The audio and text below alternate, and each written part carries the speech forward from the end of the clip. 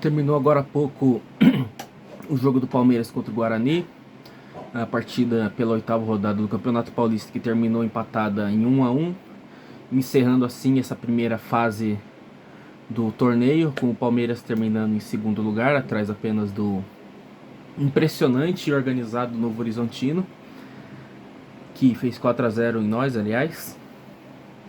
O Guarani acabou sendo eliminado, o Palmeiras passou em segundo, pegou o Capivariano, o Palmeiras acabou até dando uma certa sorte, porque entre os oito classificados pegou o time mais fraco, né, na teoria, talvez na prática não seja, mas na teoria é o adversário mais frágil que o Palmeiras poderia pegar. O resultado em si não muda muita coisa. É claro que o Palmeiras ele poderia se classificar em primeiro, eu acho até que era o objetivo, mas não faria tanta diferença se ficasse em segundo. Se ficasse, dependendo, em terceiro, poderia até influenciar, daí poderia ter um clássico, poderia ter um jogo difícil. Em alguns momentos, enquanto estava perdendo a partida, o Palmeiras chegou a estar com um chaveamento montado para pegar um clássico, para enfrentar Corinthians, Santos, São Paulo, acabou pegando o Capivariano. Então o resultado em si, a classificação final, acabou não importando. O que tem que ser discutido é a partida preocupante feita pelo Palmeiras hoje. O time do Palmeiras iniciou com uma escalação mais mista. A gente tem um retorno do GFT ao time titular, o Evangelista jogando como titular depois de muito tempo, o Emiliano Martinez, o Sousa também jogando como titular, e mais uma vez a repetição da 4-3-3, que, como eu disse para vocês, é uma formação que para mim não funciona se você tiver Flaco Lopes e Vitor Roque dentro de campo, porque taticamente eu acho que não combina com as características dos jogadores, principalmente com as características do Vitor Roque. Individualmente eu sei que ele fez uma partida ruim hoje, ele perdeu duas chances assim muito claras, duas chances claríssimas de gol. Eu acho que quanto a isso não tem o que discutir, não tem como defender ele nesse sentido, ele realmente deixou muito a desejar hoje. Só que taticamente a gente tem que comentar que o posicionamento dele não faz o menor sentido. É um posicionamento ridículo. E se a gente for observar mapa de calor, eu olho muito no SofaScore durante e depois do jogo para ver a disposição tática, a disposição dos jogadores dentro de campo, questões como posicionamento e mapa de calor. E a gente podia observar o Sousa como o jogador mais adiantado do time do Palmeiras, à frente do Vitor Roque e à frente até mesmo do Flaco Lopes.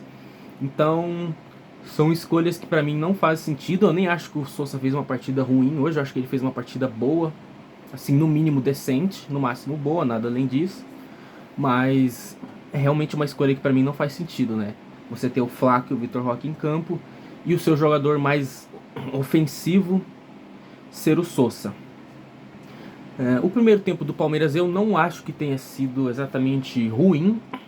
É um primeiro tempo que o Palmeiras tentou colocar a bola no chão, preencher um pouco mais o seu meio de campo com o Emiliano, com o Evangelista e com o Maurício. Trocou mais passes, teve mais a posse de bola. Hoje foi um jogo que o Palmeiras teve a posse de bola e que o Palmeiras trocou muitos passes e que começou o jogo até com uma proposta de jogo mais interessante, de tentar colocar a bola no chão e de tentar criar com mais inteligência, com mais pausa, né, como a gente costuma dizer. Porque a gente sabe que o Palmeiras é muito viciado em bola longa, em bola esticada e em tentar sempre concluir o ataque da maneira mais rápida possível. Hoje, pelo menos de início, não se viu isso. Até tomar o gol. Que pra mim é um erro assim geral. Um erro primeiro na saída de bola, que o Flaco perde a bola. Bem o chute de fora da área, que eu acho que o Carlos Miguel espalma até bem. O segundo chute ele vai muito mal, ele acaba soltando no pé do jogador do Guarani, né, que é o Luca, aquele Luca mesmo, que jogou no Corinthians. Individualmente tem o erro sim do Carlos Miguel, e hoje ele fez uma partida pra mim muito ruim, muito preocupante. Ele parece muito inseguro, isso é algo que tem que ser trabalhado no dia a dia. Eu já disse aqui que eu não acho ele um mau goleiro, eu acho ele um bom goleiro, eu acho que ele é um goleiro que tem condições de ser titular da meta do Palmeiras, do gol do Palmeiras durante muitos anos, mas ele claramente tem o que evoluir, tem questões a serem trabalhadas no jogo dele. Só que o que me impressiona não são nem as questões das falhas individuais do Palmeiras no gol. É muito o erro coletivo do time, porque novamente a gente vê um jogo em que a entrada da área do Palmeiras é muito mal protegida.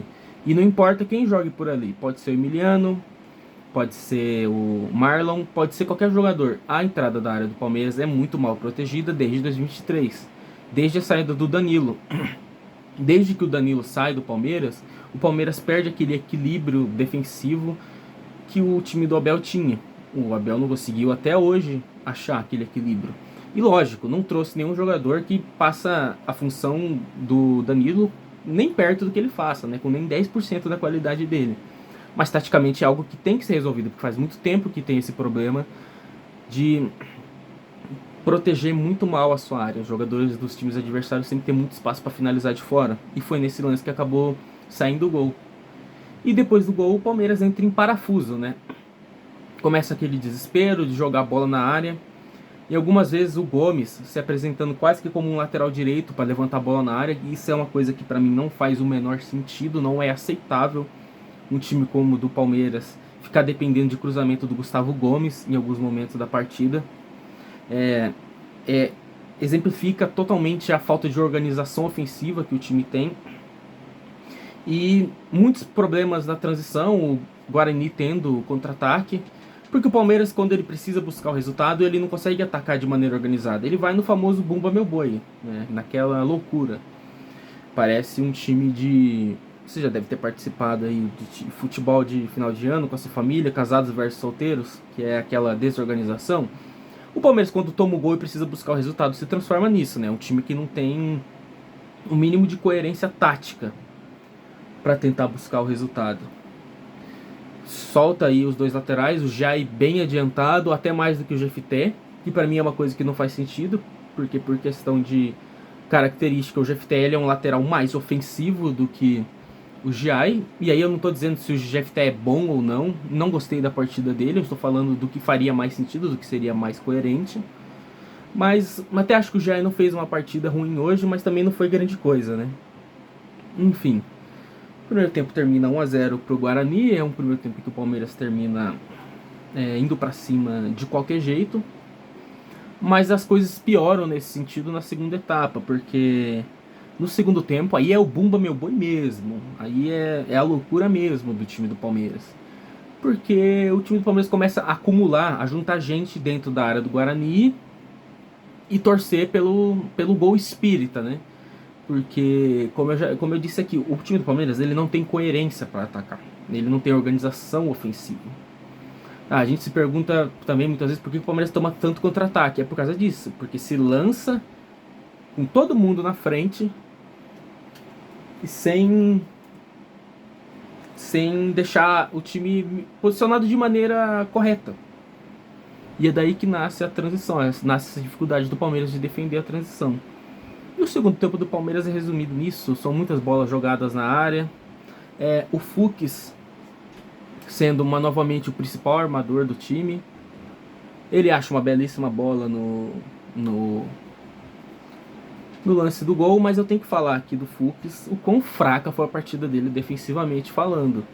E pra mim não faz sentido um zagueiro ser bom com a bola e não ser bom marcando. Faz algum sentido pra vocês? É igual a gente ter, sei lá, um centroavante que ajuda muito sem a bola, mas perde muito gol. É a mesma coisa.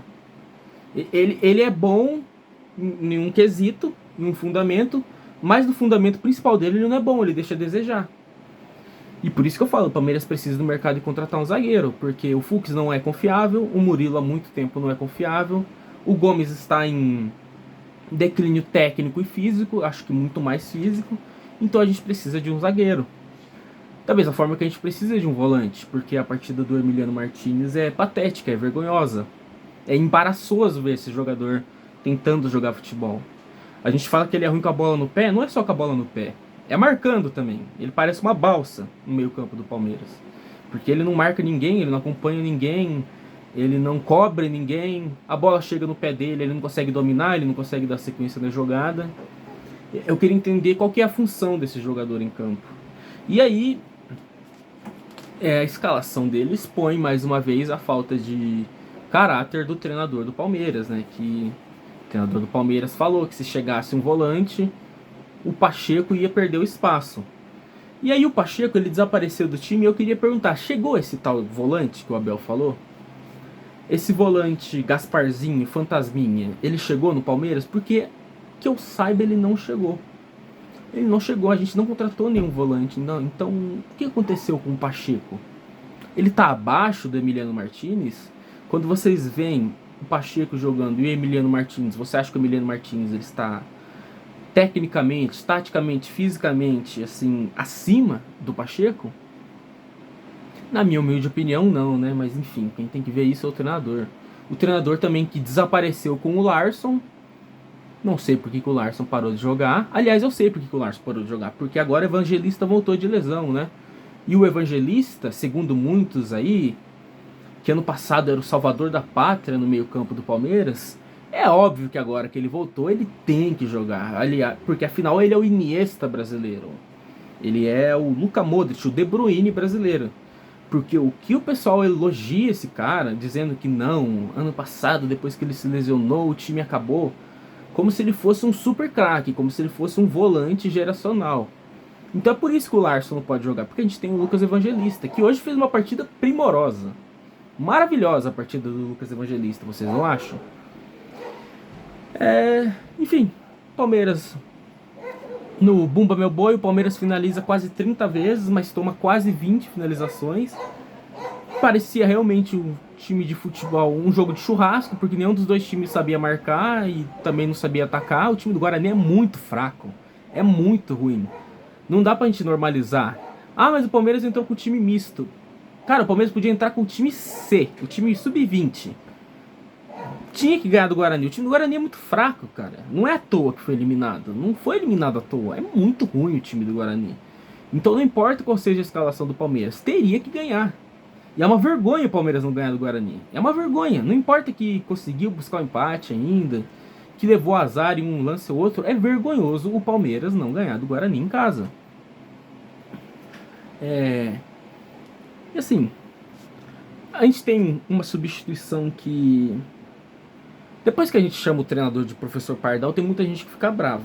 Mas assim, ele tira o Giai para colocar o Felipe Anderson e ele joga o Alan para lateral, né, direita. Como que é o nome disso? Aí eu não posso chamar ele de Pardal, porque eu não sei se vocês sabem, o professor Pardal é um personagem, perdão, não sei se de um desenho animado, que ele é conhecido por ser um inventor, né? Ele inventa muita coisa, muitas bugigangas. E aí surgiu o termo professor Pardal, né, no futebol, que é quando um treinador ele inventa muita coisa diferente, muita maluquice.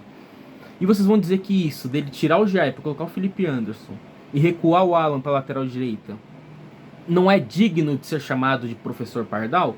Porque para mim é isso. É o professor Pardal. E a gente termina o jogo sem lateral direito, porque o Alan ele não fez a lateral direita, o que é natural, porque não é a posição dele. A gente olhava quando o Palmeiras perdia a bola, não tinha ninguém fazendo a lateral direita. Virou uma bagunça completa. E curiosamente o time faz o gol logo depois dessa mexida, né? Que é até irônico, né?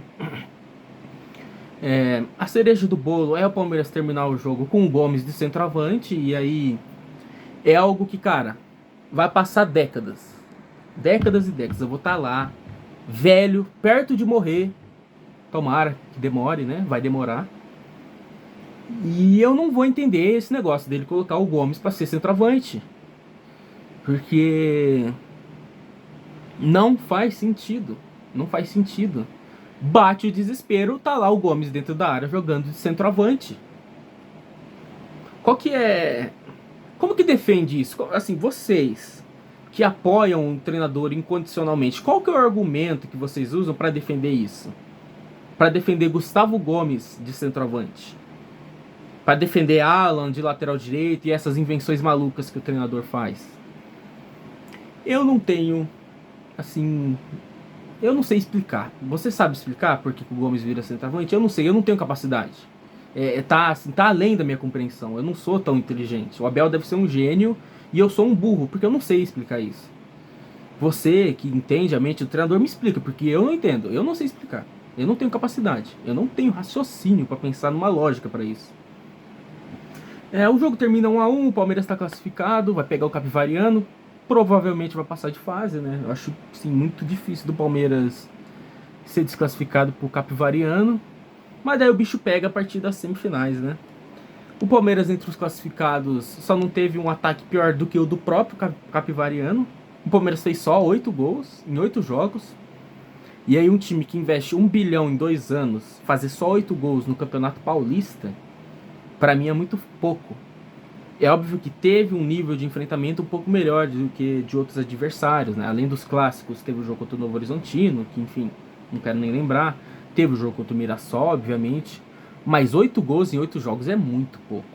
É muito pouco. Isso só mostra o quanto a produção ofensiva do Palmeiras piorou.